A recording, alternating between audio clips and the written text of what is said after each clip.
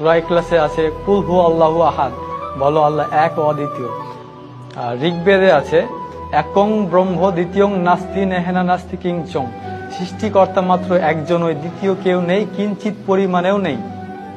তখন আমার মাথায় চিন্তা আসলো যে সৃষ্টিকর্তা যে একজন, কিন্তু আমরা তো অনেক ধরনের মূর্তির পূজা করি, তাহলে এগুলো কোত্থেকে আসলো? অথচ বেদে আছে নাচ্চি কাচ্চি জাদিতা না জাদিপা নাস্তিপতি মাস্তি, সৃষ্টিকর্তার কোনো প্রতিকৃতি নেই, কোনো ছবি নেই, কোনো মূর্তি নেই, কোনো ফটোগ্রাফি নেই, কোনো আইডলস নেই। তাহলে আমরা কেন এই ভ্রান্তিক বিষয়গুলো নিয়ে পড়ে থাকবো?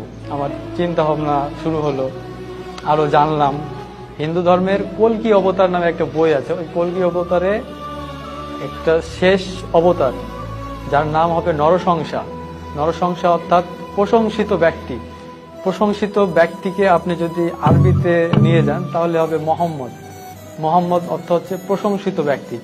ওই থেকে আর কি মনের মধ্যে একটা খটকা, যে আরেকটা মন্ত্র আমি পেলাম কল্কি অবতারে, লা ইলাহা হরিতি পাপং ইল্লো ইলাহা পরম পাদম জন্ম বৈকুণ্ঠ অপরিণীতি জপি নাম মোহাম্মদম। এখানে আল্লাহর কথা আছে, রাসূল সাল্লাল্লাহু আলাইহি সাল্লামের কথা আছে। তখন আর কি আমি পুরোপুরি শিওর হয়ে গেলাম। তারপর আরো মন্ত্র আছে হতার মিন্দ্র মহাসুরেন্দ্র অল্লং জ্যেষ্ঠং শ্রেষ্ঠং পরমং ব্রহ্মং অল্ল রাসূল মোহাম্মদং অল্ল লাল লিখিতং।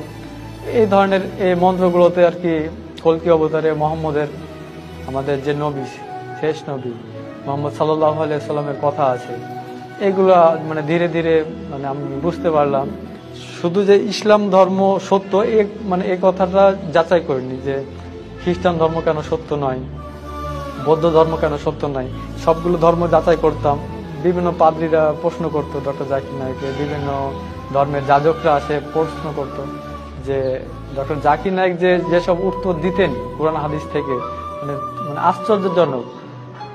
ইসলাম ধর্ম যে সত্য এটা যে তিনি বুঝিয়েছেন, এই কথাটা এইটা আমার মাথায় গেঁথে গিয়েছিল।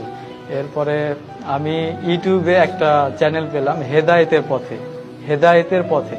এখানে গিয়ে এক আমার দিনী ভাই আব্দুর রহমান ভাইয়ের ওনার সাক্ষাৎকারটা আমি দেখলাম। আল্লাহর কসম, আল্লাহর কসম, এই ভিডিওটা দেখার পরে আমার এই মুহূর্তে ইসলাম ধর্ম গ্রহণ করতে হবে এরকম একটা চিন্তা ভাবনা। ওনার নাম্বারটা নিলাম, নাম্বারটা নিয়ে ফোনে সেভ করে রাখলাম। তো তার পরের দিন আমি মাঠের মধ্যে গিয়ে ভাইকে ফোন দিলাম। বাড়িতে থাকলে হয়তো কেউ জানবে বা আমার কথা শুনে হয়তো কেউ আমাকে বিভ্রান্ত করার চেষ্টা করবে। তো আমি ফোন দিলাম ভাইকে, ভাইয়ের সঙ্গে যোগাযোগ